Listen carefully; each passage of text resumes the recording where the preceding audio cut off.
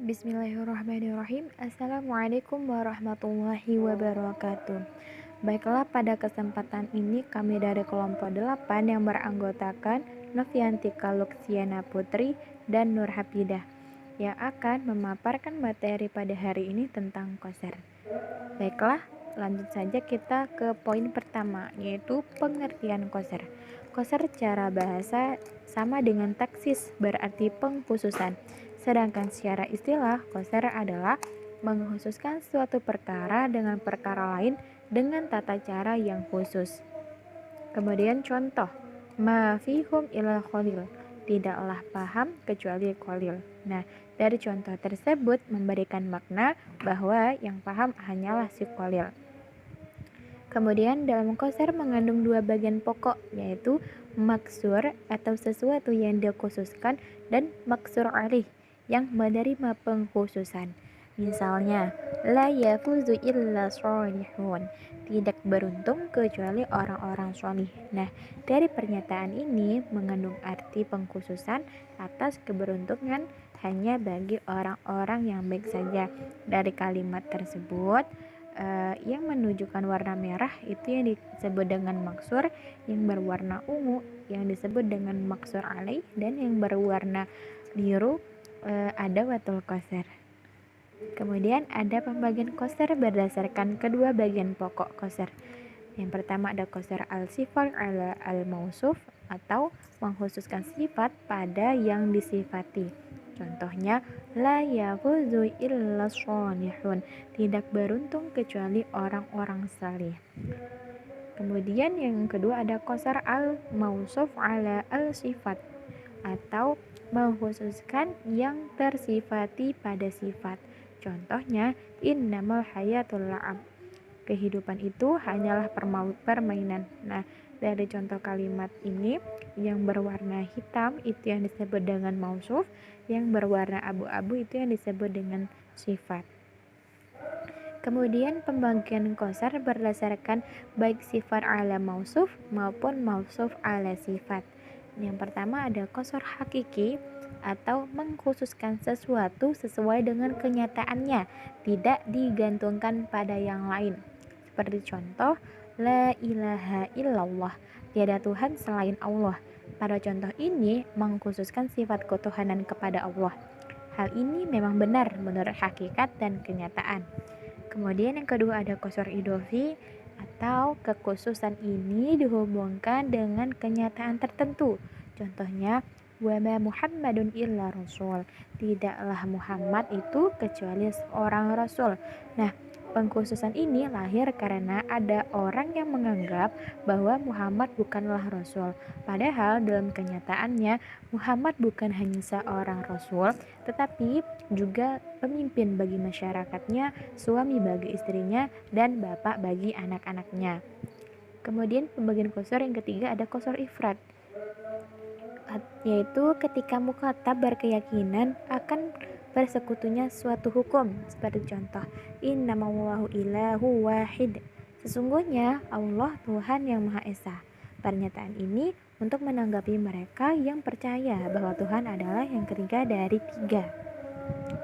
Kemudian ada yang keempat ada qasar qab, yaitu apabila mukhatab berkeyakinan dengan kebalikannya hukum yang ditetapkan.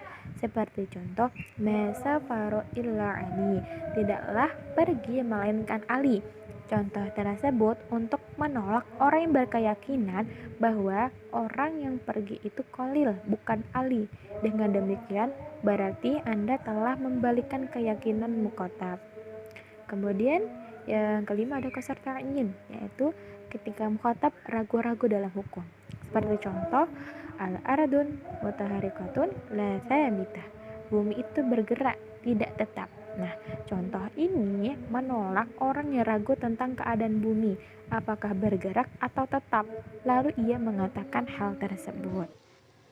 Lalu selanjutnya kita akan membahas tentang uslubul qasar atau teknik pembuatan ungkapan qasar.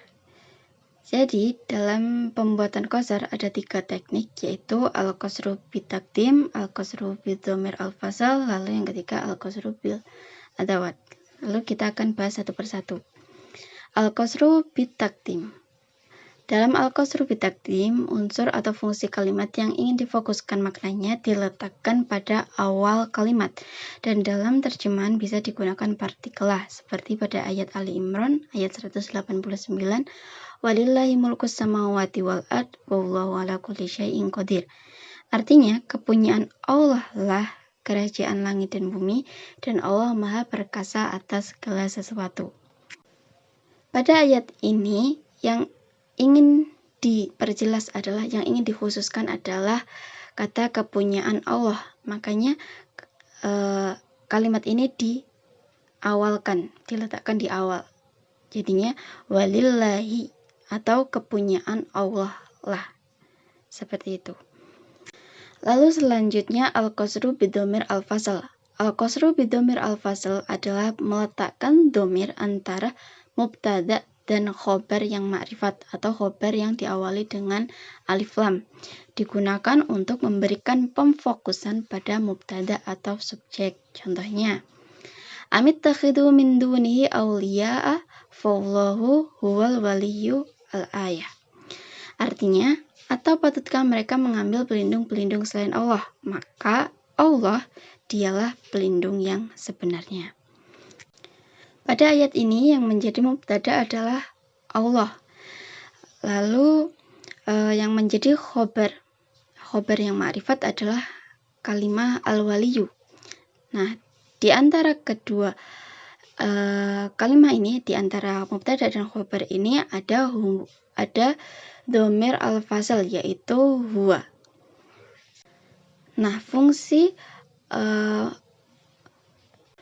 huwa di sini adalah untuk memberikan pemfokusan pada mubtada, yaitu Allah itu. Makanya artinya menjadi maka Allah dialah pelindung yang sebenarnya.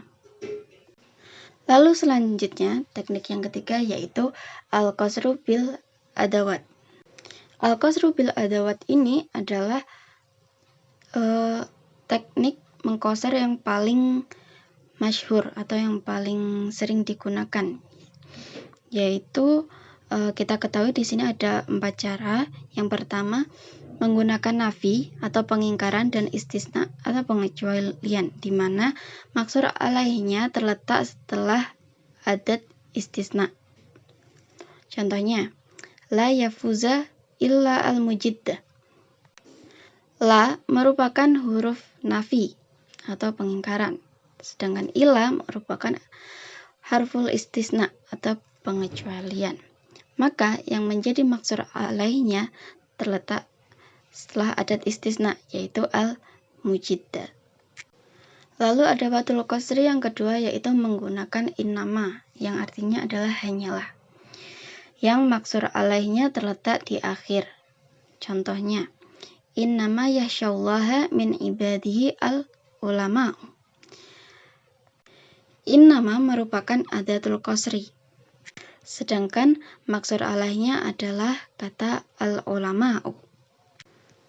Lalu teknik yang ketiga menggunakan ataf dengan bal atau lakin yang berarti tetapi, yang menjadi maksur alaihnya adalah kata yang ada sesudahnya. Contohnya adalah mal ardu sabitatun bal mutaharikatun, atau mal ardu sabitatun lakin mutaharikatun. Jadi kata bal dan lakin di sini adalah adatul qasri, sedangkan yang menjadi maksur alaihnya adalah kata sesudahnya, yaitu mutaharikatun. Lalu selanjutnya adalah ataf dengan la yang berarti bukan, maka maksur alaihnya adalah kata pembanding yang ada sebelum la. Contohnya, al-ardu mutaharikatun la sabitatun. Yang menjadi adatul qasri di sini adalah la, sedangkan maksur alaihnya adalah kata pembanding yang ada sebelum la, yaitu mutaharikatun. Penggunaan la untuk mengqasar harus memenuhi syarat, yaitu ada 3 syarat. Syarat yang pertama, ma'tufnya mufrad, bukan jumlah. Pada contoh kalimat di atas yang menjadi ma'tuf adalah sabitatun. Jadi sabitatun itu harus mufrad, bukan jumlah. Lalu syarat yang kedua didahului oleh ungkapan ijab, amar, atau nida. Lalu syarat yang terakhir adalah ungkapan sebelumnya tidak membenarkan ungkapan sesudahnya. Lalu adawatul qasri yang terakhir adalah menggunakan takdim ma haqqahu at-ta'khir atau mendahulukan yang seharusnya di akhir dan maksur alainya bagian yang didahulukan itu. Contohnya, iyyaka na'budu wa iyyaka nasta'in. Hanya kepada Engkau lah kami menyembah dan hanya kepada Engkau lah kami memohon pertolongan. Kalimah iyyaka ini menjadi mansub karena dia posisinya sebagai maf'ulun bih. Dan seharusnya maf'ulun bih itu terletak setelah fi'il dan fa'il. Namun karena kalimat ini ingin dikhususkan atau difokuskan, makanya ya ditaruh di awal sebelum fi'il dan fa'il menjadi iyyaka na'budu, yang artinya menjadi hanya kepada Engkau lah kami menyembah dan hanya kepada Engkau lah kami memohon pertolongan.